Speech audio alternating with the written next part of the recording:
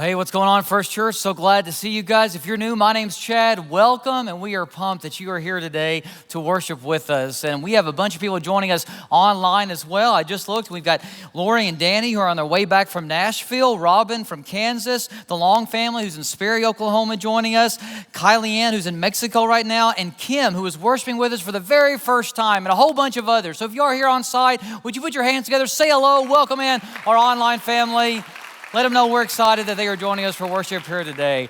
And I am fired up for week 3 of our series, Let's Do This, because we as a church believe that we're not here to waste time, but that God has placed us in this moment in history in order to do something significant, do something great for Him. That's why we have passages in the Bible like this one right here from the book of Ephesians, when Paul writes, make the most of every opportunity in these evil days.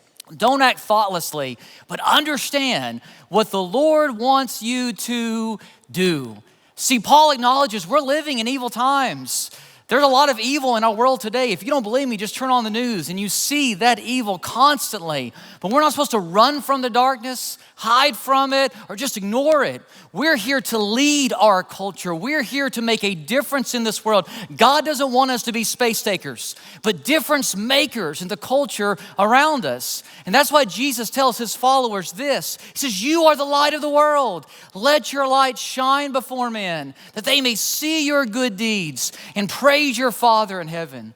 We're here to infiltrate the darkness. We're here to invade the darkness with light. And by shining Christ's light to others, we change the world around us. We lead the culture around us. Now, I know that's a big task. Changing people's lives, changing a culture, changing the world, it's a big task. But it's not too big for our God. Because even though we are living in crazy times, chaotic times, uncertain times, one thing is always certain no matter what, and that's this, that God's got this. No matter what is going on in the world around us, no matter what we see on the news, no matter what's happening overseas or in our own country, no matter what is going on in the world around us, we have to believe that God's got this and live like it as well. So let me ask you, are you living like God's got this? That God's plan will be carried out? That God is in control, that He is in charge, that He is reigning on the throne? Are you living like God's got this? Because one thing that I have discovered over time is this.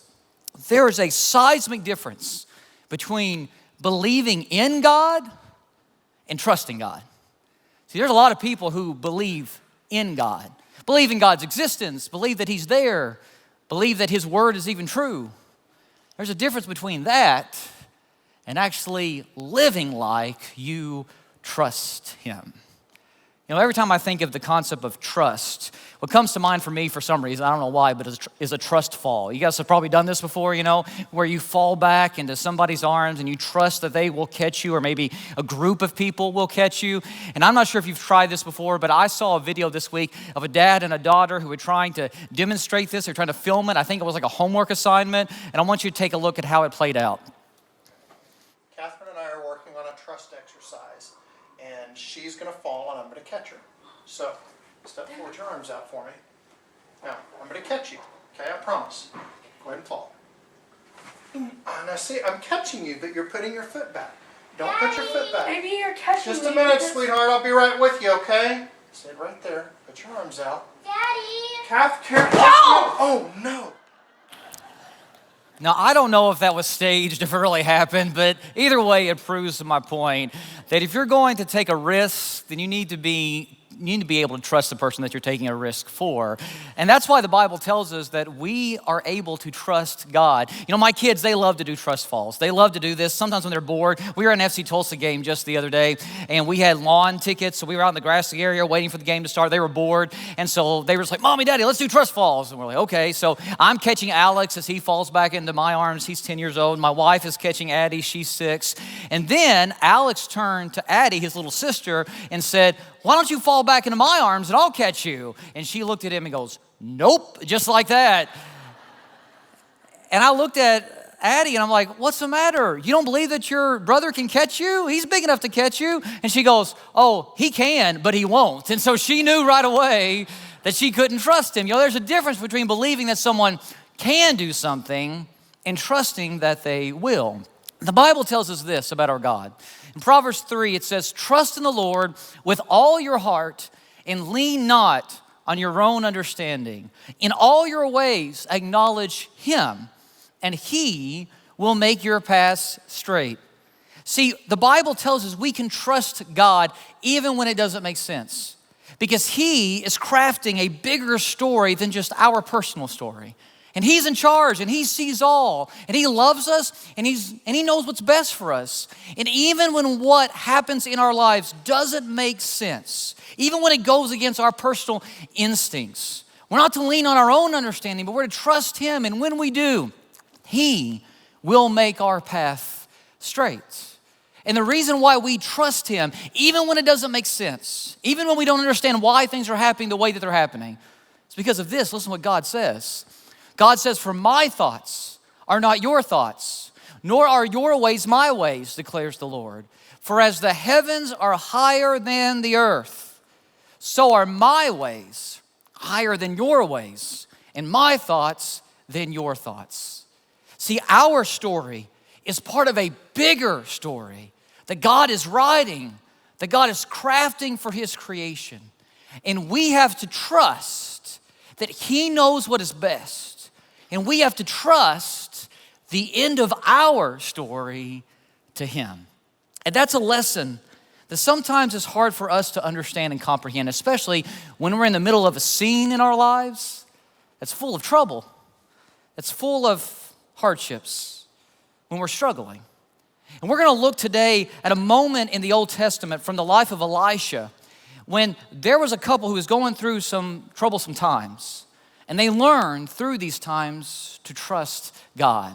And in this series, let's do this. You guys know this. We've been looking at the life of the prophet Elisha from the Old Testament. Now, Elisha succeeded Elijah as the main primary prophet over Israel. And we hear a whole lot about Elijah, but Elisha doesn't get a whole lot of airtime in the church today. But we're a church, we even preach the obscure passages. You know, we want to preach the whole counsel of God. And we're looking at the life of Elisha because even though his life is not as well known, there's some powerful stuff in it that I believe God wants us to learn from. And so last week we looked at how Elisha went to a poor widow and her 2 young children, and how he took care of them, how God took care of them. And today we're going to look at how Elisha interacts with another family, a godly couple who is pretty influential in their area, in their region, but they were still experiencing some troubles themselves. And their story is found in 2 Kings chapter 4. So if you have your Bible, if you want to turn there, we're going to be at verse 8. And this couple that we're going to meet, that Elisha encounters, is from the town or the village called Shunem. So I want you guys to say Shunem with me on the count of 3. Are you ready? 1, 2, 3.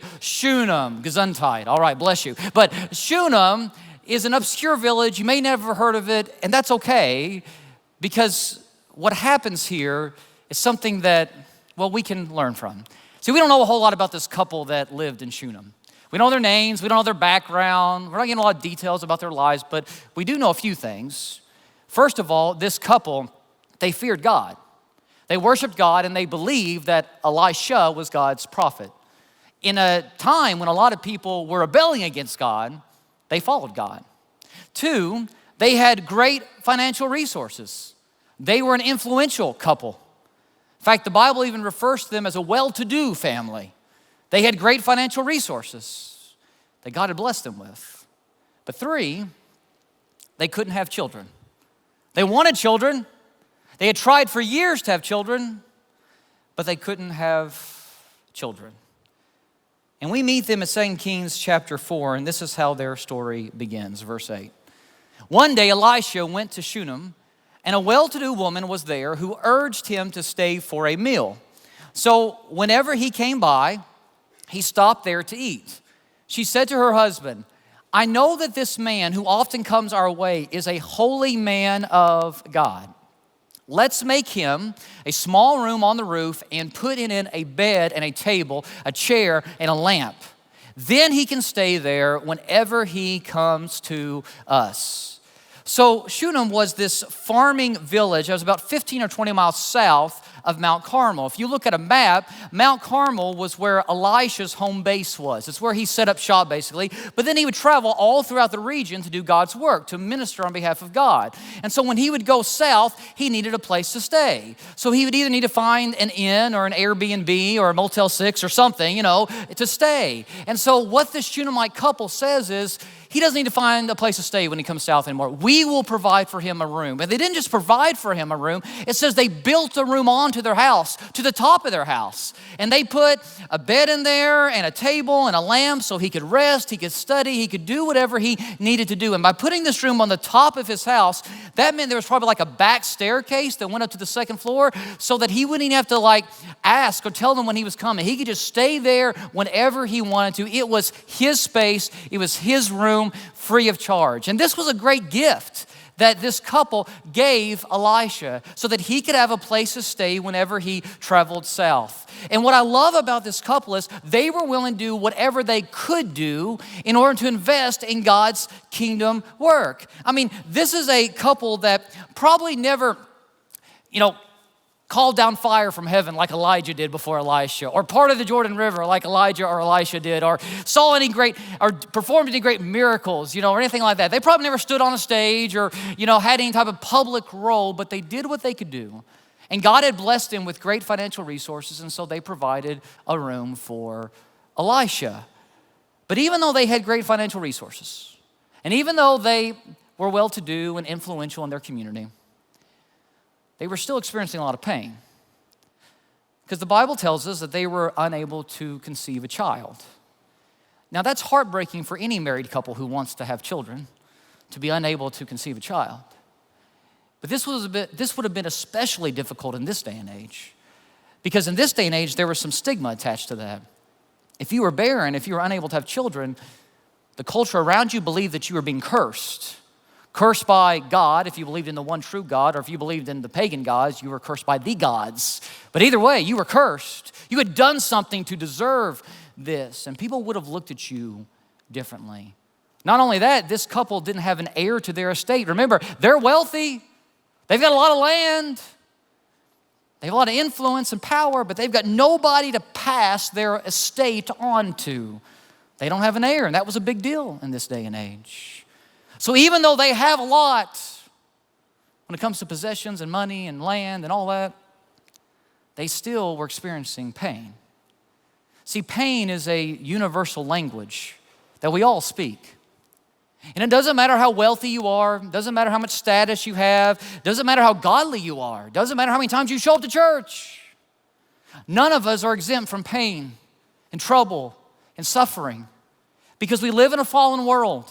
And because sin has entered this world, all of us experience pain, suffering, trouble, hardships. It's a universal language that we are all fluent in. And that's why Jesus says in the Gospel of John, he says, in this world you will have trouble, but take heart, I have overcome the world. Jesus doesn't say, if you follow me, if you believe in me, then I'm gonna take away your trouble. He doesn't say that.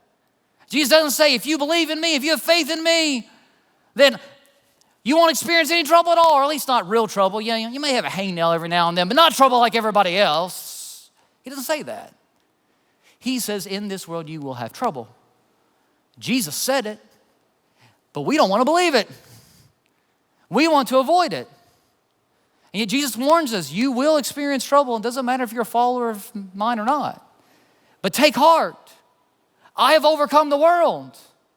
Meaning the trouble that you experience in this life, the trouble that you experience in this moment will not define who you are. But the trouble that you experience is just a moment, it's just a scene, it's not your story. Continue to trust the end of your story to me, because God still has a plan for you, a purpose for you, beyond whatever it is that you are experiencing right now. And what our troubles remind us of is this, that we're living for a bigger story, that what we are currently experiencing is not all that there is. And that's why Jesus goes on to say, do not let your hearts be troubled. Trust in God. Trust also in me. Believe that I got this. Live like I got this. I am still God. No matter what you see around you, no matter what the news media tells you, no matter what someone else does to you, no matter what you're experiencing right now, trust in me. And that's what this godly couple in 2 Kings does. They trust God. Because they could have been mad at God for not being able to have children, could have been frustrated with him, disappointed with him at the point that they just wanted to not have anything to do with him. But instead, what do? They do what they can in order to advance his cause. And so what can they do? They have financial means and resources. And so they go to this man of God, Elisha, who is preaching God's truth. And they build him a room. And we may think, okay, it's just a room. But it's more than that. By building Elisha a room, they were investing in God's kingdom work. They were becoming a part of God's story, of what God was trying to accomplish and do in the world around them.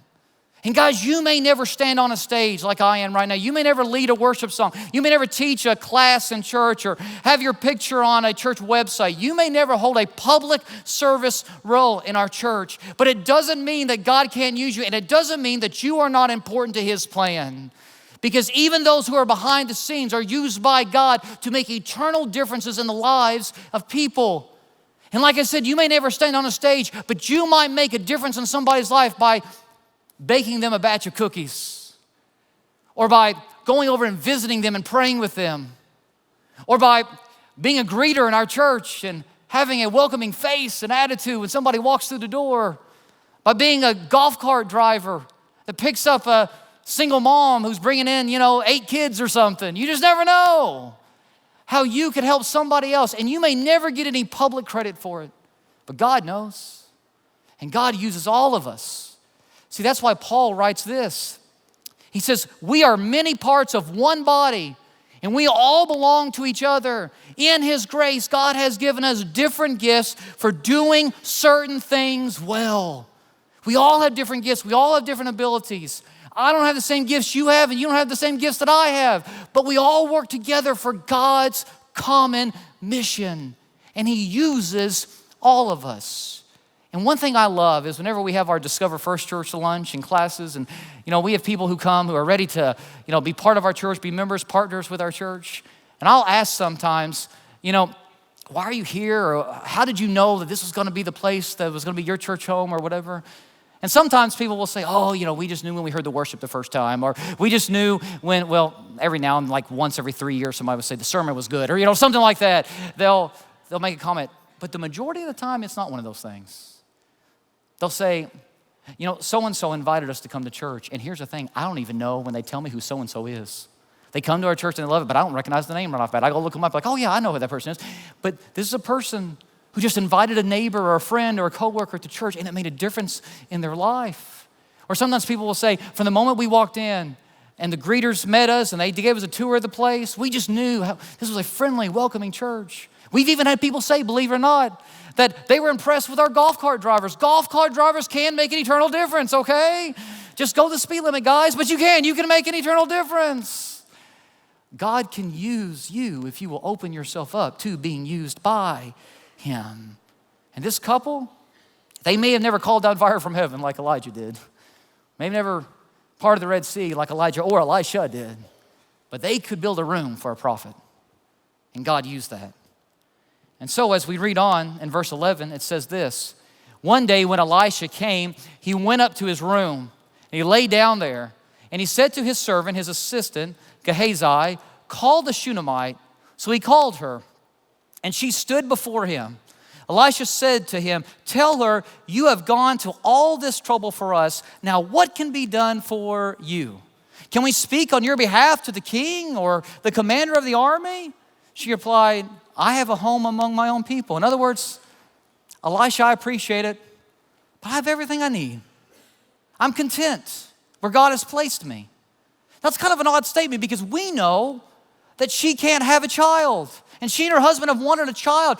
And we would think that as she has a prophet of God before her who's done all these great and mighty miracles, that when he says, what can we do for you? She would say, well, I've always wanted a child. But she doesn't. You know why? Because she didn't build this room for Elisha to get something back.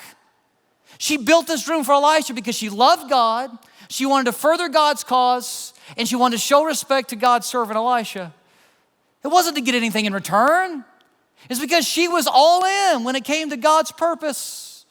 And she was content where she was. They had prayed and prayed for years to have a child. And God had not answered that prayer the way they wanted, so they just accepted that this was God's will, this was God's plan. And even though I'm sure they were disappointed, they knew that their story was part of God's bigger story, and they had to trust the ending of their story to Him. You know, sometimes people think, man, if I could just have this or that, then I'd be happy, then I'd be content. If I could just live in that neighborhood, or if I could just drive that car, or have that job, or make this amount of money, or if I could just get married, or have this friendship, or have kids, then I'd be happy. And none of those things in and of themselves are necessarily wrong. But if you're trying to find lasting happiness and contentment in any of that stuff, you're never gonna find it, because it's only found in having a relationship with God. She had God. So when the prophet asked her, do you need anything? She's like, I have enough.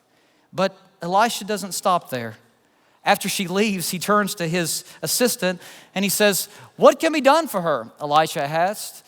And Gehazi said, well, she has no son and her husband is old. Then Elisha said, call her, bring her back in. So he called her and she stood in the doorway. About this time next year, Elisha said, you will hold a son in your arms. And what's interesting is when you read on, she's like, no, I'm good. I'm content. I don't have to have that. And I don't want you to get my hopes up. I've been wanting a child for so long. It's even hard for me to believe that I could ever have one. I'm good. I really am. And Elisha's like, listen, God's not done writing your story yet. Trust Him. And sure enough, a year later, she's holding a baby boy in her arms. She gets pregnant. 9 months or so later, she has a baby. She gets to raise a son like she's always wanted. What a cool story, right? And this would be a great place for us to end this story of Elisha and this Shunammite couple. Be a great place to end the story, right? She gets her child, everything's good in the world, right? But that's not how the story ends. There's more. And what happens next, probably none of us would have ever predicted.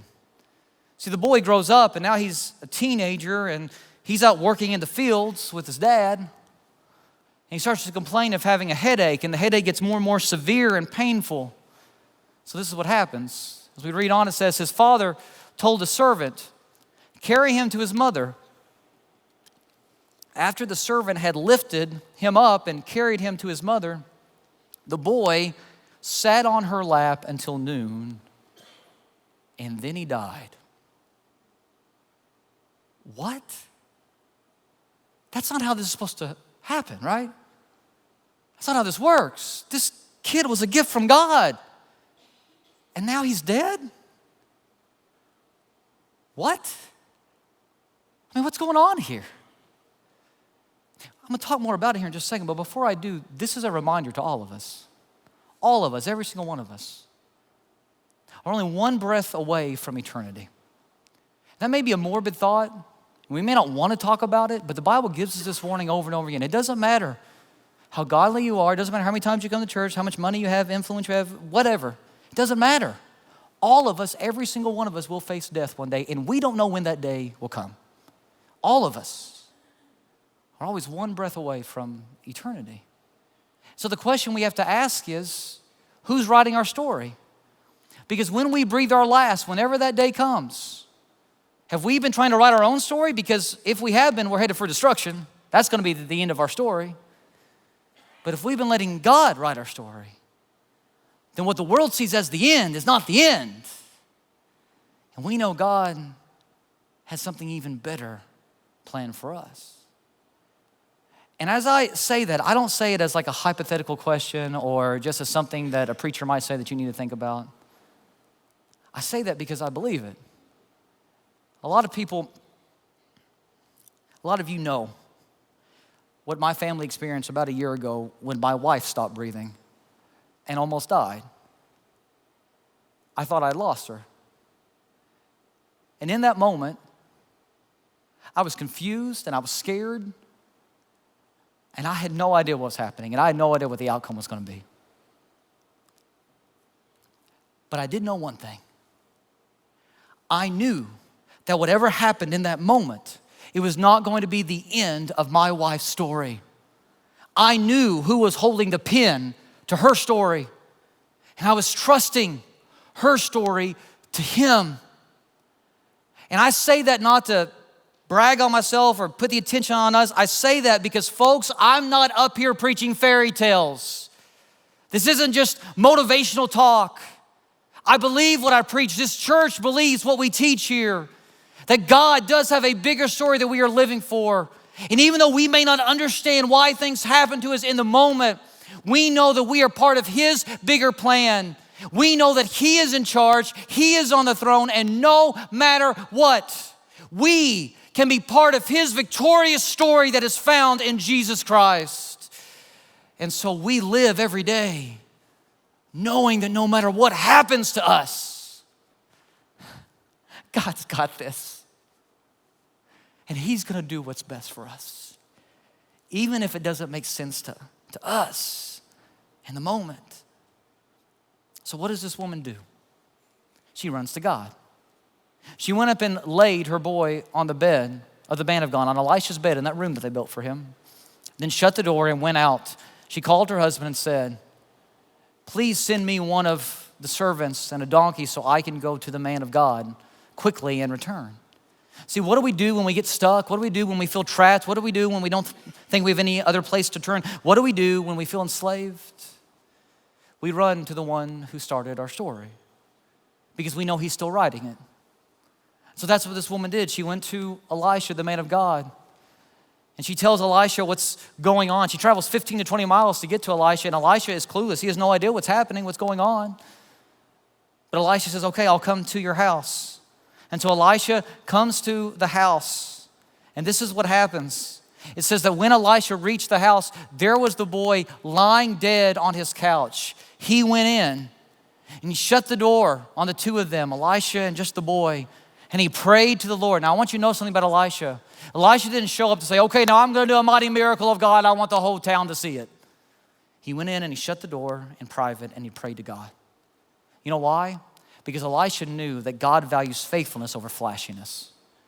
And you could do flashy things even in God's name and still not have the right heart. And anytime I meet somebody who's all about parading their works of righteousness for other people to see all the time, I always wonder about their heart, because God values faithfulness, not flashiness. Elisha shuts the door, just goes in by himself, and he prays for God to do a miracle, for God to work in that moment. And imagine being the mom. She's left on the outside of the door. In fact, from the way the text reads, she stays downstairs. And all she can do is wait. Well, all she can do is trust. Trust that God's got this. Trust that God will take care of them. Trust that God will do what is best. Imagine what she's feeling in this moment. It's totally out of her control. There's nothing she can do to fix this situation. All she can do is trust God. And isn't that what faith is all about? You see, the true test of our faith is not how you respond when you have all your questions answered. It's how you respond when all you have is unanswered questions. And that's this woman. She's trusting God. Remember that passage from John 14 that we looked at earlier? When Jesus says, "Trust in God, trust also in me." That word trust in Greek that Jesus uses actually can be translated weight. Because what we place our weight on is what we're placing our trust in. See, we're all carrying weight of some sort or another in life, aren't we? We're carrying around weight. And whenever we place our weight on, that's what we're placing our trust in. I once heard Kyle Idleman from Southeast Christian Church use a walker to illustrate what this text means. I thought it was a great illustration. If you know anybody who uses a walker, you know why they do. They need something to put their weight on in order for them to move forward. That's how a walker works. You put your weight on it, and then you're able to take a step forward. Put your weight on it, and you take another step forward. And that's how God works, because we're not able to go forward on our own. We need something to put our weight on. And a lot of people are struggling in life because they're trying to put their weight on something that can't hold them up. They're trying to put their weight on something that doesn't work. But God says, come to me, and I can hold you up. And if you'll trust me, one day at a time, one step at a time, one moment at a time, one scene at a time, if you'll place all your weight on me, I'll get you through it. And you'll be able to move forward, and you'll be able to go where I want to take you, where you need to go. Just continue to put your weight on me, and I'll hold you up. That's what the life of faith looks like. One step at a time, putting all of our weight on God. That's what this woman does. You know what happens? Takes some time. The miracle isn't instant, but eventually God uses Elisha to breathe life back into her son. Her son rises from the dead. And this is only the second example in all the Bible that we have of God bringing somebody back from the dead. He'll do it again after this, but this is only the second time in the Bible that this has happened so far. The first time was during the ministry of Elijah, Elisha's predecessor. And now it's happened again during Elisha. Remember, different time, different leaders, same God. And so now we see the second example of resurrection taking place. And this boy is returned to his mom. The passage says, the boy sneezed 7 times and opened his eyes. I think that's kind of cool, you know. Sneezes 7 times and he opens his eyes. And Elisha summoned Gehazi and said, call the Shunammite. And he did. And when she came, he said, take your son. She came in, fell at his feet, and bowed to the ground. Then she took her son and went out. I mean, what a cool story, right? We see God's hand at work. We see nothing is impossible for him. We see God's power on display. Right when she thought her story was over, God was still writing her story. What a powerful story. What a powerful moment. And when I grew up studying this passage, this is where the story ended. But there's more. It doesn't end here. This would be a great place for it to end, wouldn't it? And if your kids ever learn about this in children's church, they're probably going to stop right here. But this isn't where the story ends. There's more. This is chapter 4. A lot of other things happen. Jump to chapter 8 of 2 Kings. And in chapter 8, what we find out is there's a famine that comes upon the land. But before the famine comes, Elisha goes to this family who he loves and trusts. And Elisha says, hey, there's a famine coming. You all might want to get out of town so you can survive it. Go to the Philistine country. They're not going to experience a famine. So this family, the Shunammite family, they go to Philistine and they live there 7 years in order to avoid this famine. But while they're gone, some people come in and steal their land back in Israel. They take over their home. You know, they're squatters. They take over their house. They take over their stuff. They steal their property. And so when the famine's done after 7 years, this Shunammite family returns home and somebody's living on their land, living in their house. So what does this woman do? She goes to the king to beg for her land back because it belongs to her family. And what's interesting is on the very day that this woman shows up to go before the king to beg for her land back, the king of Israel at this time, who wasn't a firm believer in God, was interested in the God of Israel. And so he calls in Gehazi, remember Elisha's servant, and asks Gehazi to talk about all the stuff that God has been doing through the prophet Elisha. And so Gehazi goes through and he's talking about all the miracles, all these great miracles that God has done through Elisha. And right at the moment when Gehazi gets to the part where God used Elisha to bring back the Shunammite woman's son, look at what happens. Just as Gehazi was telling the king how Elisha had restored the dead to life, the woman whose son Elisha had brought back to life came to beg the king for her house and land. And Gehazi said, that's the woman, that's her, my lord, the king. And this is her son whom Elisha restored to life. I mean, just imagine this. This is God's timing, isn't it? Right as Gehazi is telling about how God used Elisha to bring this woman's son back to life, all of a sudden the door opens and Gehazi looks over and says, wait a second, that's her. I haven't seen her for years, but that's her. And that's her son. That's her walking miracle right there. You know what the king does? The king, who's been a little shaky in his own faith, does this. The king asked the woman to tell her story. And she told him everything that had happened. He then said to one of his officials, I want you to make sure that this woman gets back everything that belonged to her, including the money her crops have made since the day she left Israel. See, what happens here is this king wanted to hear about God. And in the very moment that he wanted to hear about God, God places in his throne room a woman with her walking miracle, her son who'd been brought back from the dead. And this woman who never called down fire from heaven or parted the Jordan River was able to stand before the most powerful man in the land and testify about the God who loves her and who has a plan for the entire world. And in that moment, she gets to tell her story, which is God's story, and none of this would have happened if she and her husband years ago hadn't believed that Elisha was a prophet sent from God. If she and her husband hadn't built a room on the top of their house for Elisha the prophet. If they hadn't welcomed him there and allowed for Elisha to stay there time and time again. If Elisha hadn't said she was going to have a son and that son had been born.